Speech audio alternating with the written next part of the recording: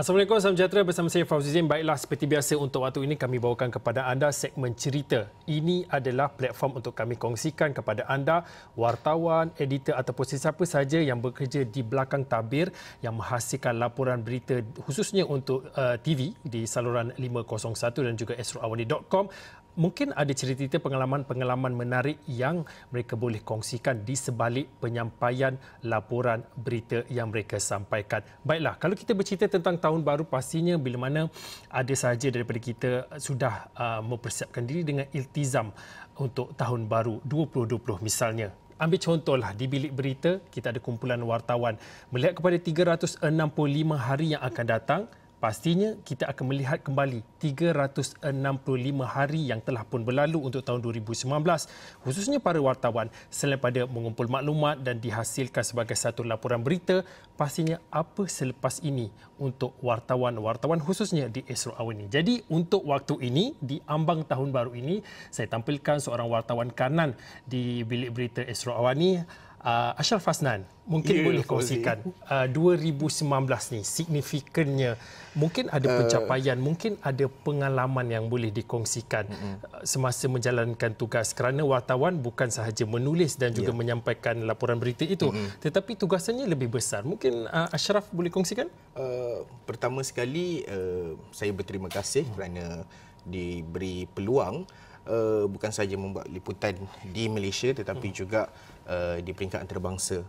Kalau di Malaysia tahun 2019 ini, nak cakap tahun lepas pula kan, belum masuk lagi 2020 tahun ini, ke Sandakan, lepas tu pilihan raya kecil Sandakan, lepas tu ada beberapa lagi program-program outstation tapi di peringkat nasional lah, di peringkat Malaysia lah, nasional.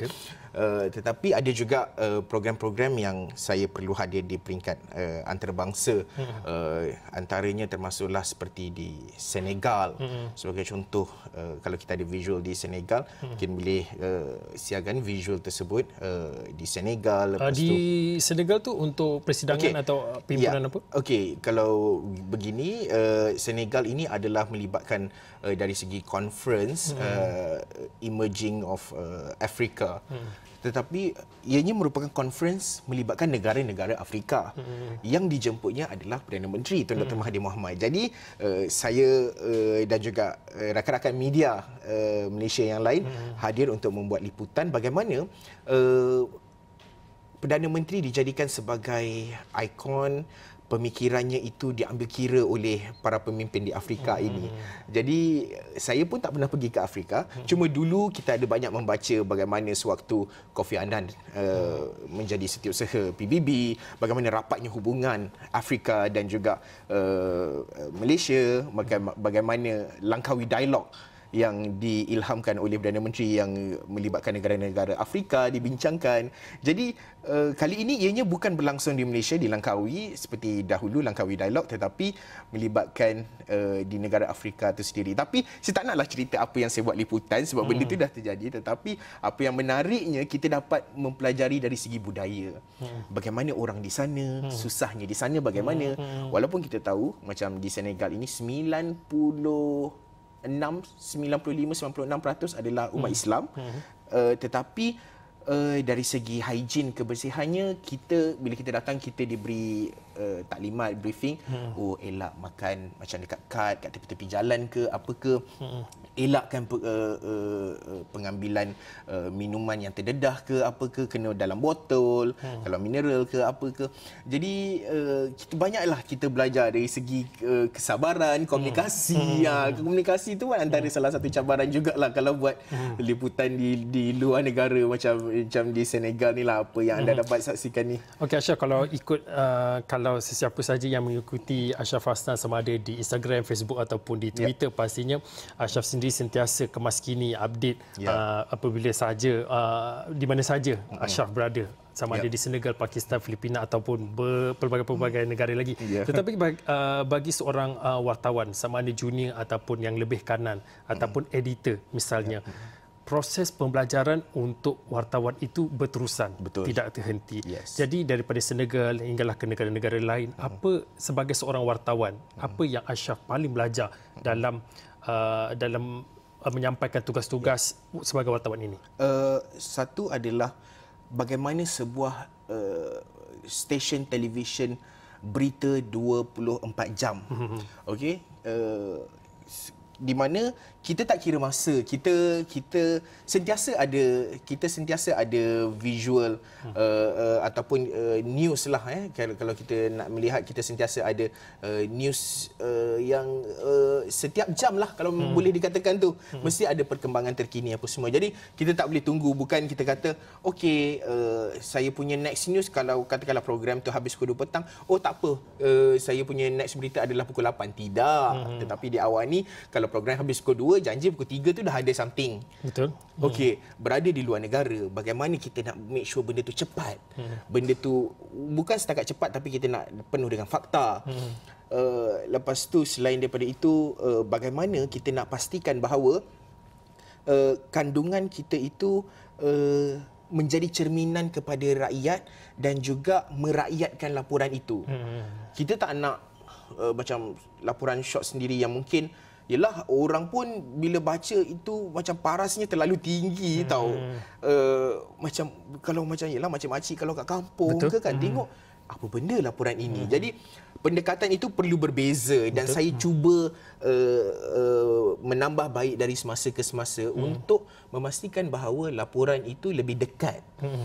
Kalau macam ni kita ada background orang dekat belakang apa semua, walaupun visual memainkan peranan yang amat besar, especially di television ini. Okey, bila cerita tentang visual memainkan peranan yang besar, pastinya kalau di luar, bila bertugas di luar negara itu teamwork tu sangat penting bagi wartawan.